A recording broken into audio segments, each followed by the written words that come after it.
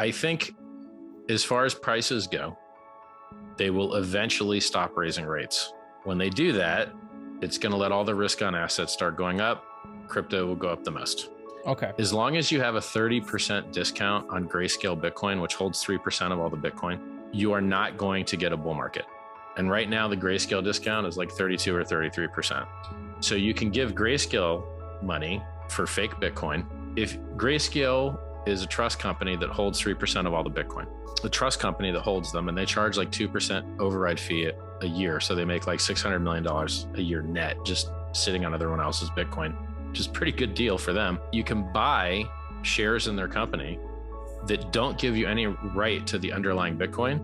My thesis is, how did they get 3% of all the Bitcoin? Because Legacy has so much money to shove into their regulatory arbitrage publicly traded vehicle on OTCQX bulletin board. And there's a lot of people with their LP agreements that are restricted, that they can't just buy currency and they can't just buy speculative stuff, but they can buy a stock. So that's why there's so much money in Grayscale, because there's a lot of companies that want exposure to crypto but can't get it any other way. Listen, guys, if you're giving someone else your money, that's the opposite of why crypto was invented. Crypto is invented so that you hold your own keys and there's no middlemen and no counterparty risk. As long as you can buy Grayscale, quote, Bitcoin shares in the Grayscale company that holds 3% of all Bitcoin for a 30% discount, and it usually trades at a 20% premium, it won't go to spot. Spot will keep dropping. Yeah. And then you could literally see that deficit go lower than 30. It could go to minus 50. 10K would have been the bottom with a 65K top. That would have been an 85% dump. But since we went up another 6%, that moves the bottom up, I believe, 6% to 10,350. I say 11K because it's just easier to hit and people like to front run my calls. And so it's just easier and safer to hit it. But really, because the dollars are for the first time becoming more valuable. I mean, you see the DXY at 20-year all-time highs. Right. So the dollar is at 20-year all-time highs versus all the other fiat currencies. If you thought that the dollar sucked because everything got more expensive, imagine holding one of those other fiat currencies. The euro just a week ago was worth less than the dollar. 15 years ago, it was 1.4 to the dollar. So the euro has lost it's lost a third of its value versus the dollar, which is the same thing as the dollar gaining about 50% versus the euro. So if you were going to take your dollars and then buy European real estate, it's on sale, guys. Everything in Europe's on sale. Everything in every other fiat currency denominated that's not dollar is on sale. But still, I mean, so basically what that means is inflation is destroying people that have the dollar, but it's also destroying even harder people that don't have the dollar, that have other weird currencies like the euro, pound, yen. All right. Because with the dollars getting more expensive and the interest rates slowing and the risk on assets getting beat up, you could get extended performance lower than an 85% drop. You could get a 95% drop. Now, to tell you what that looks like, that's an extra 66% dip. So when you drop from 85 to 95, you would have had 15 left over, but now you've only got 5 left over. And so you got another 66% dump. You could see Bitcoin down at 4K, 5K, sure. You could see Bitcoin at 5K because the dollar's getting more expensive. You know, if the stock market gets hard enough, you could go down more. Bitcoin is directly correlated with the stock market. The stock market is inversely correlated with interest rates. As interest rates rise, stocks go down. As stocks go down, Bitcoin goes down. When Bitcoin goes down, most other cryptocurrencies go down as well. If the investment that you have drops 20%, but all the stuff that you want to buy drops 20%, you broke even. If the investment that you had went up 20%, but all the stuff you want to buy went up 20%, you broke even. And so what really matters is the ratio of what you're holding versus the stuff that you want to buy. And so when I see figures come out of the government, you know, a funny quote is that figures don't lie, but liars figure. I don't believe their statistics. I don't think inflation is as low as they've been saying it is.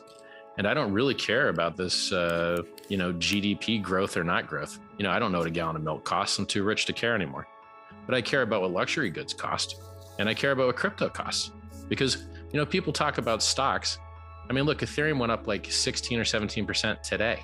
X is up 20% on the week. Why would anyone care about stocks when you've got the gains available in cryptocurrency, the best performing asset class that's ever existed, that can put you truly in charge of your money with no middlemen, no counterparty risk? Because the bottom will be found. Eventually they will, after they've raised rates for long enough, eventually they'll start printing money again. And when they do, all the risk on assets are going to shoot right up and crypto is going to shoot up the hardest. As far as drops go, people screw this up all the time in crypto, and it drives me wild.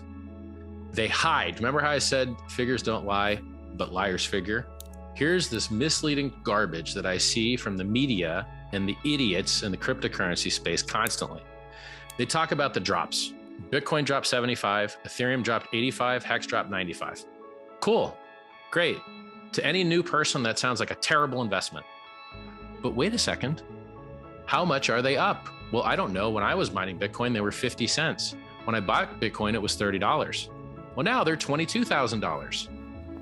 But what about that 85% drop? Bitcoin did a 690,000x. Ethereum did a 14,000x. Volatility is the price you pay for the best performing asset in history. If you have a very, very short time horizon, you can get wrecked in any speculative instrument. I mean, what? Amazon's down 20, 30, 40, 50%? Yeah. Is Amazon a scam? Amazon went down 95% in the year 2000. Is it a scam? No. Like, volatility is a function of the humans. The price volatility is not something you can program away. It's humans thinking something's worth more, and then they think it's worth less. It has nothing to do with the actual product. It has nothing to do with the coin. It's a function of human psychology. They want it when the price is going up, and the price goes down, they want to sell the bottom. Let me just ask you this. Can cryptos outperform the stock market in this recession? 100%. Yeah, they can. You just have to get the right one. That's the trick with crypto, is if you bought Bitcoin, Bitcoin is now roughly the same price that it was 5 years ago. If you look at a longer time horizon, why would you care about an 85% dip and not look at it as an opportunity when these things go up thousands, hundreds, tens of X? So, like, yes, Bitcoin has dropped 85% 3 or 4 or 5 times, but it went up 690 million%. Right. And so people always leave out the how far you're up. Even Dogecoin, right? Dogecoin is bad technology. It's just a meme. It was literally invented as a joke in an afternoon, literally. And you're still up massively compared to Bitcoin. Even after it dropped 85%. You're like, the people are too stupid to zoom out and go back and look at the history.